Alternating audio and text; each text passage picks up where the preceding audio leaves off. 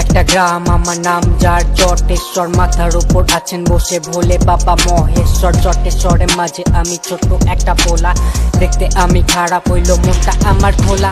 Rap singer Honey Singh বাদশার বড় ভক্ত। ছোট গ্রাম জটেশ্বর থেকে র্যাপ সিঙ্গার হওয়ার স্বপ্ন দেখে রনি দাস। জটেশ্বর নিয়ে প্রথম র্যাপ গান গেয়ে ভাইরাল রনি।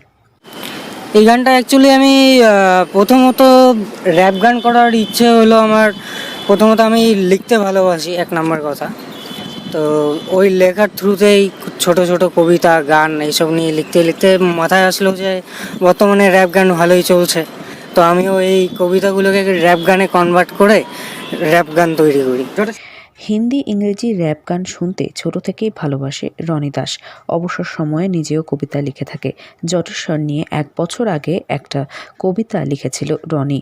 র্যাপ গান তৈরি করার প্রবল ইচ্ছে থেকেই সম্প্রতি জটেশ্বর নিয়ে গানটি গেয়ে ফেলেন। নিজেই জমানো টাকা থেকে ও 2 বন্ধুর সহযোগিতায় গানটির রেকর্ডিং করে রনি। এরপর মিউজিক ভিডিও তৈরি করে। এই মিউজিক ভিডিওতে জটেশ্বরের বিভিন্ন এলাকার ছবি উঠে এসেছে। সোশ্যাল মিডিয়ায় এই গানটি আপলোড করার পর লাইক আর শেয়ারের ঝড়ের গতিতে বাড়তে থাকে।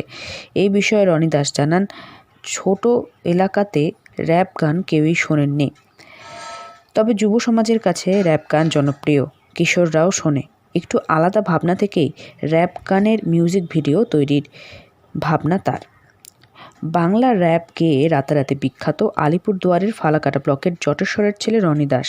বয়স তার 23 বছর। ছোটবেলা থেকেই কবিতা লিখতে তার ভালো লাগতো, তাই কবিতা লেখার চর্চা তার বরাবর ছিল।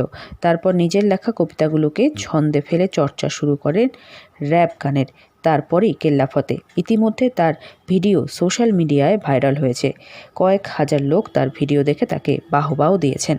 আলিপুরদুয়ার থেকে অনন্যাদের রিপোর্ট, লোকাল 18 বাংলা।